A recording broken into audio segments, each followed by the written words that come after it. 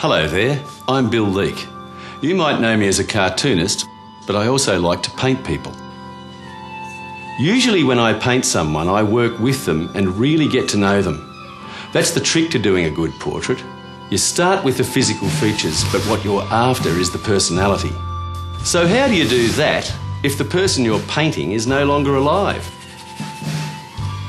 Each week I'll paint the portrait of a well-known Australian and talk to those who knew them best to find out what made them tick. Welcome to Face Painting.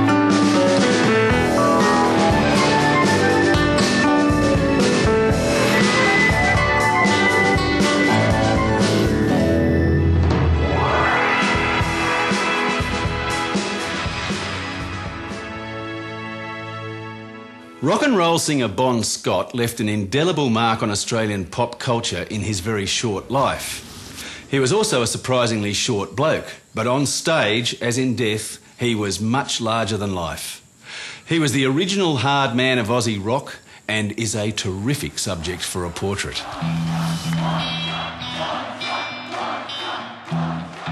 Bon Scott's life ended infamously at the age of 33.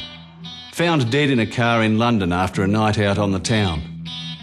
His death was officially recorded as acute alcoholic poisoning or death by misadventure.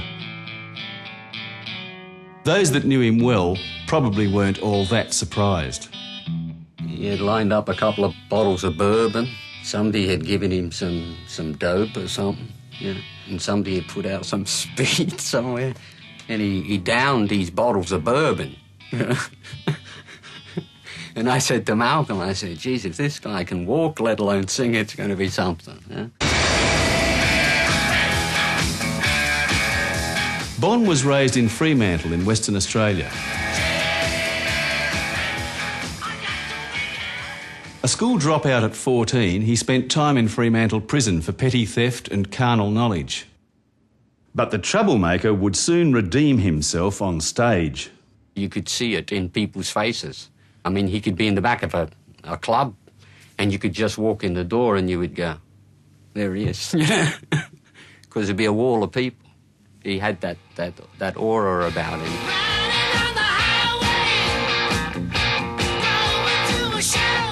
With Bon's charisma and the Young Brothers' distinctive sound, AC/DC would not only top the Australian charts but crack the UK and the US ones as well.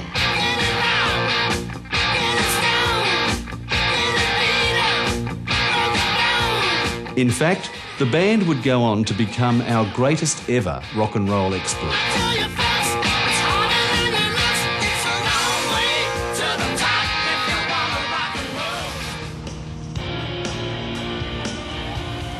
My journey to get to know the real Bon Scott starts in WA, about an hour's drive north of Perth.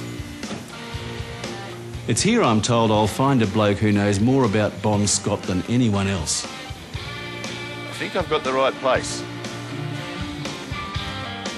Doug Thorncroft is president of the WA Bon Scott Fan Club and custodian of the most amazing Bon Scott collection you'll ever see. Welcome to the shrine. Wow, it is a shrine, isn't it? God, Yeah. mate, you must be the greatest Bon Scott fan in the world. Yeah, a little bit obsessed. A little bit obsessed? Yeah, just a little bit. What is it about Bon Scott that has grabbed you to this extent? I think his charisma on stage was the biggest thing. He's just such an entertainer.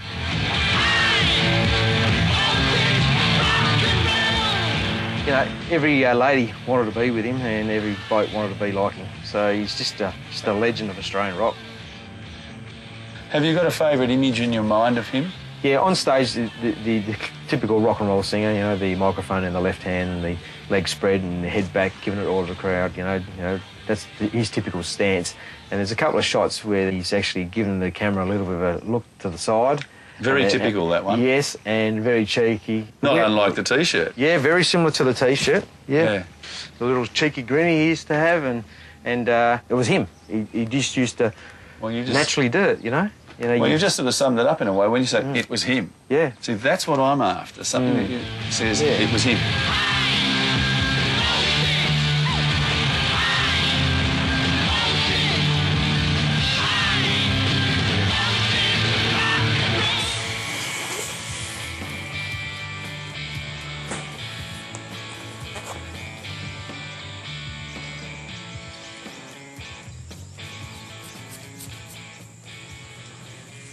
It surprises me that Bon Scott, who was such a famous personality, was so rarely photographed in colour. The best photos that I've been able to find of him are all in black and white. So a lot of the colour has to be improvised, and I like the idea of using a fair bit of black, a fair bit of grey, and making whatever colour that I do use really sort of stand out and work effectively. I'm quite sure that with AC/DC being such an enormous band today, that if Bon was still around, there'd be literally millions of photos to choose from because the paparazzi would be snapping him on a daily basis. Whoever did snap him in the 70s would be able to give me an idea of what it would be like to have Bon in my studio. So I tracked down the guy responsible for Bon's one and only official portrait. And we agreed to meet at a bar in Melbourne's AC/DC lane. How did you finish up getting a photograph of Bon with a dunny as a background? That's where the light was best. Did he love the idea? Oh, yes. I'm just trying to imagine when you meet him and say, look, I want to do some photographs of you, would you mind coming into the crapper? I think that suggesting the Dunny to be a good place probably bonded us. Yeah. You know, I mean... Whose idea was it to unzip the fly? That was Bon. That was just him clowning around? Apparently the tattoos were relatively new and he was pretty proud of them. No encouragement to get the fly open, I've got to tell you. Well, he certainly had a sense of humour. Yeah, And it was only a little later on that I found out that the birds were actually swallows. Are they? So there's a bit of a visual pun going on there. He was a wag through and through, wasn't he? He was a dead set rat bag. Yeah. Yeah. Being a portrait of somebody, you're trying to get to that unique quality that the subject has that no one else has. When I look at that photo that Graham Webber took of him, there's something very endearing about the bloke. You know, he's a skinny little fella, and you can see that he couldn't care less. His contemporary equivalents in the rock and roll world would be spending half their days in the gym.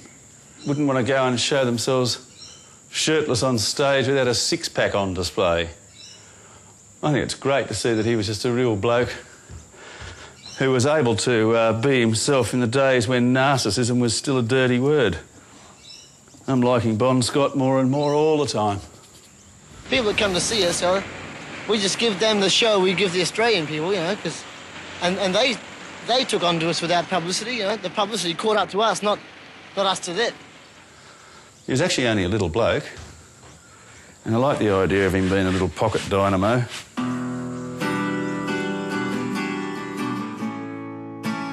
The love of Bon's life was his ex-wife, Irene. Is that the two of you there? Yes, I was saying about my...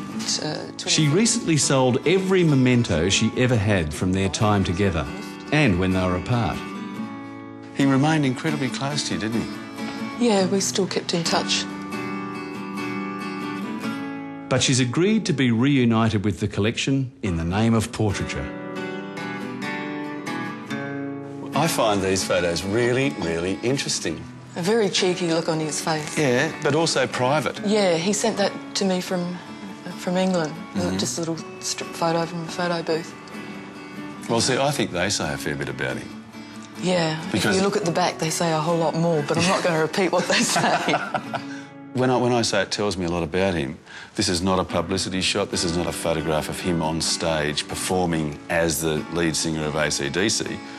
This is the man himself, the private man, sending a private message to you. Yeah. What's the difference? Well, he could be, you know, funny, entertaining, have quiet moments like other people do. He's very loyal to his family, and I remember him sort of feeling quite emotional because he was sent from Perth to Adelaide a hamper at Christmas time because he wasn't going to be there for Christmas. That brought a tear to his eye, did it? Yeah, it did Really? actually. Yeah? And he was great with older people, and got along terrifically with my mum. Yeah? Sort of, you know, can I help with the dishes? Can I do this? And Oh, really? she thought he was just lovely, like they all did. Yeah, well, was he? Yeah, he was. So it was genuine? I mean, it wasn't put on, no, that's what I mean. it was genuine. I think that the thing about the conversation I had with Irene, the sort of impression that I came away with that's really helping me now was just the kind of indomitable spirit of the bloke. And something also about his down-to-earthness. She talked about how he loved nothing better than kicking the football around with some kids out in the street. And I can sort of see that in him. And his good humour. And a kind of self-effacing humour too, I think, which I also like. What do you think you owe your success to? There's nothing to do with us at all. It's just our success is due to the taste of the public. Well, you've just lost me for work.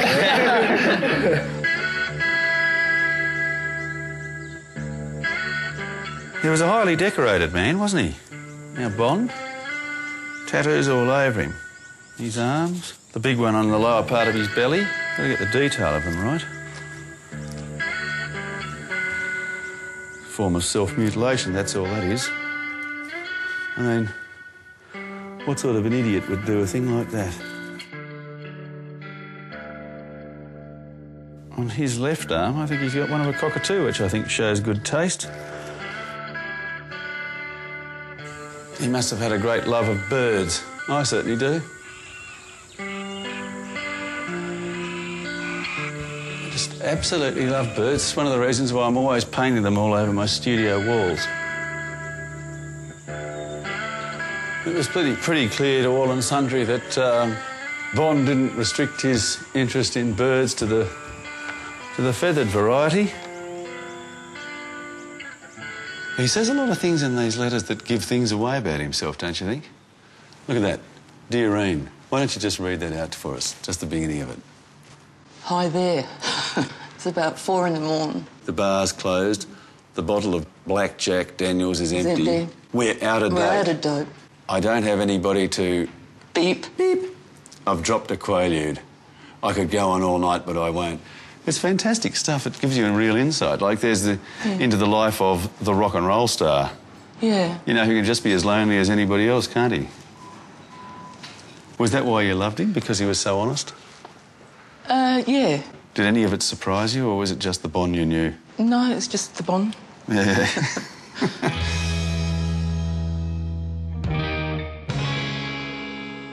Now, this is the part where we might get dangerously graphic. We're not careful. Because, frankly, when you look at that photo there, it looks like he's packed a football down that pair of pants.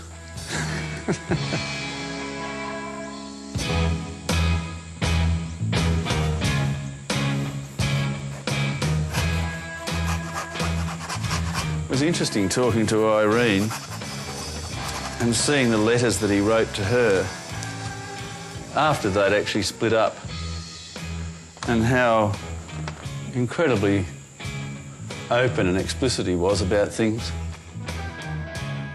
This one, for example, he's written this to you on the occasion of your birthday and told you about the fact that he's down with a dose of the clap. Yeah, and it's on my birthday card. That's the news that you get on your birthday card.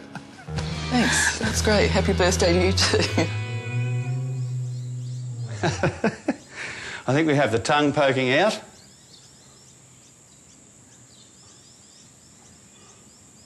He really did have a very impish face. The more you look at the photos and the more you speak to people about him, you realise that he was a sort of...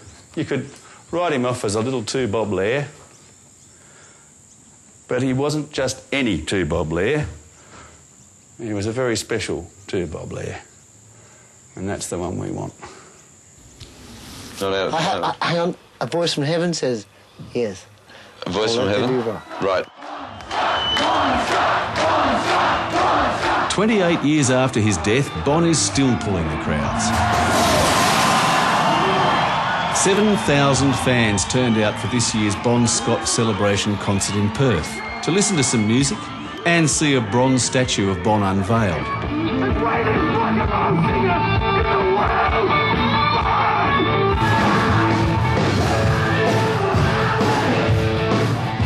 The night was pulled together by one of Bon's old mates, the Angels drummer Buzz Bidstrup. I'm sure that you can tell us some good yarns about Bon.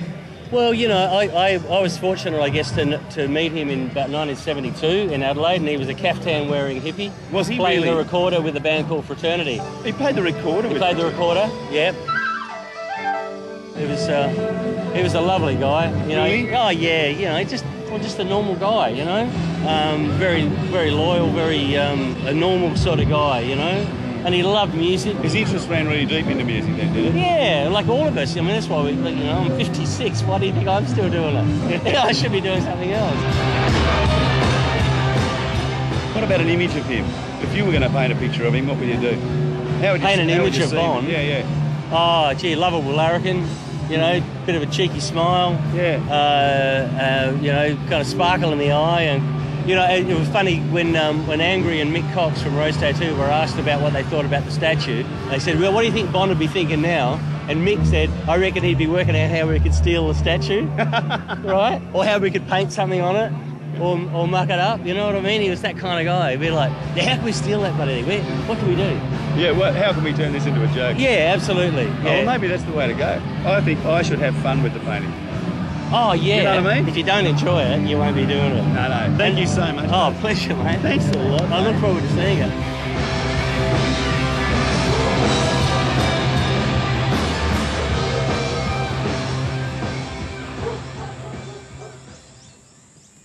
I do think that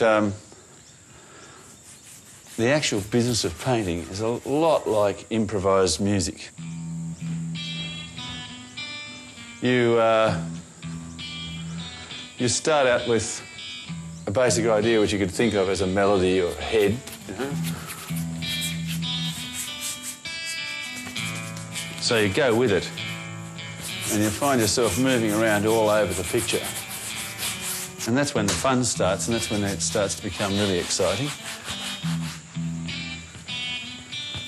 I think it was incredibly valuable that we were able to spend time at that memorial concert for Bon.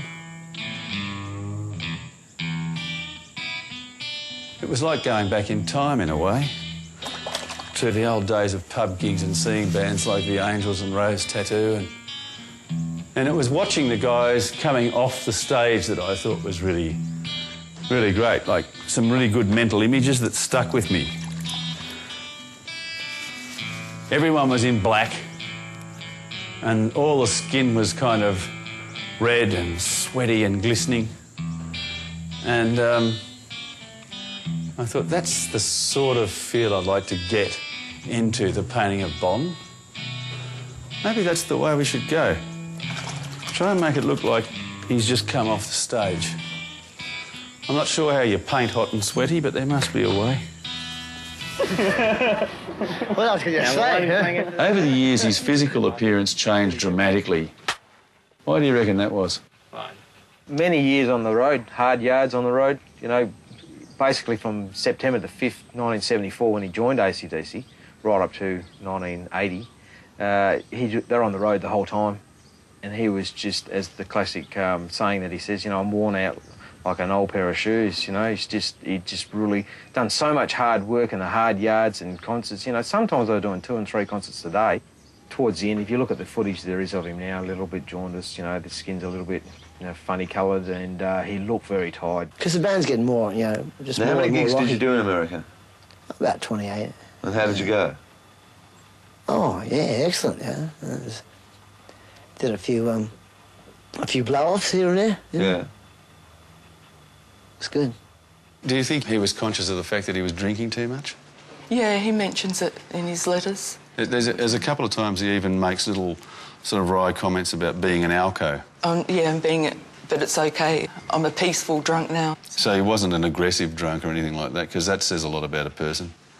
No, not really. I know that he used to get into quite a few fights, but they were usually fights caused by him defending someone else. Mm-hmm. Gee, someone did a job on those teeth.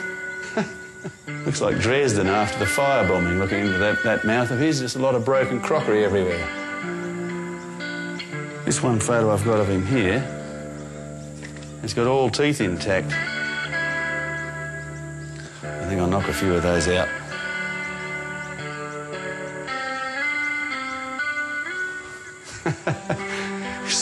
It's funny, isn't it? But Bon looks more like Bon without the teeth.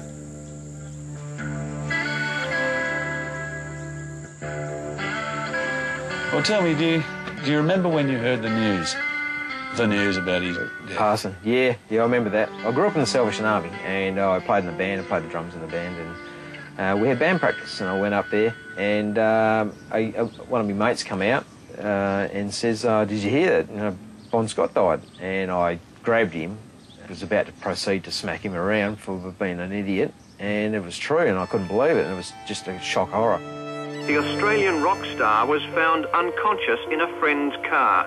Police believe that Bon Scott had been drinking with the friend and had been left in the car to sleep off the effects of the alcohol. In my eyes, he was a little bit of a rock and roll martyr, where he actually gave his life because he put everything into it.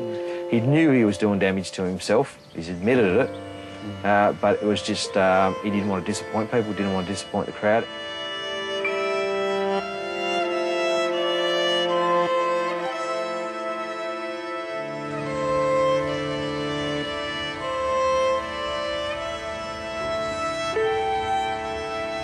Second lot of flowers, about 3/4 of the way. Ah, here we go. Black roses and dead marines, this would be it.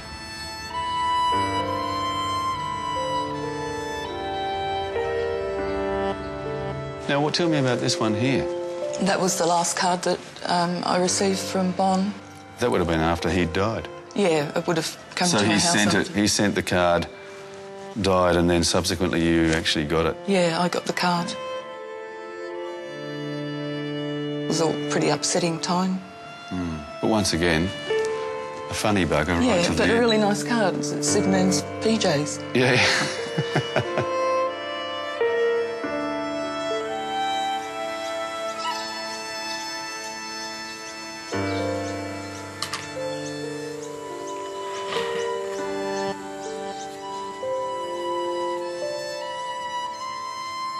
It's a bit hard to imagine what Bon would have looked like if he'd survived until now. You wonder if he would have kept living the way that he did. Presumably by now he'd be a very corpulent man, big fat fella. And the other thing about Bon, from what I can gather, is that I don't think he'd care very much. He'd be a happy, rotund little ratbag.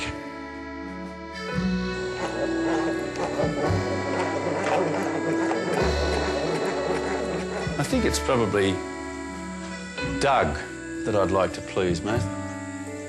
It'll be his response to the painting that will, I'll be feeling most anxious about.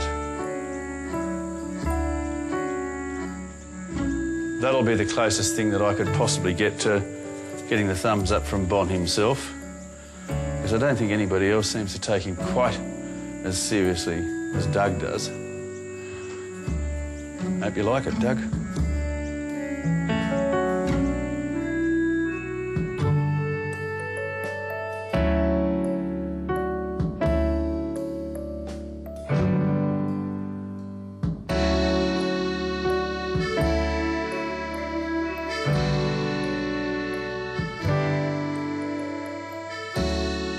Righto, fellas. Here it is. Right. Yeah. Look at that. Well, what do you reckon? Oh, I like that. Do you? Yeah, yeah. And what about you, Doug? I was just going to say that cheeky Bon. That is cheeky Bon. Yeah. That is very unique. And the tongue. I like the teeth. Like in later years, he got new teeth. But that's the Bon that I used to idolise. Yeah. Because that was the working class man Bon. Cool, that's cool. You know, he's around still.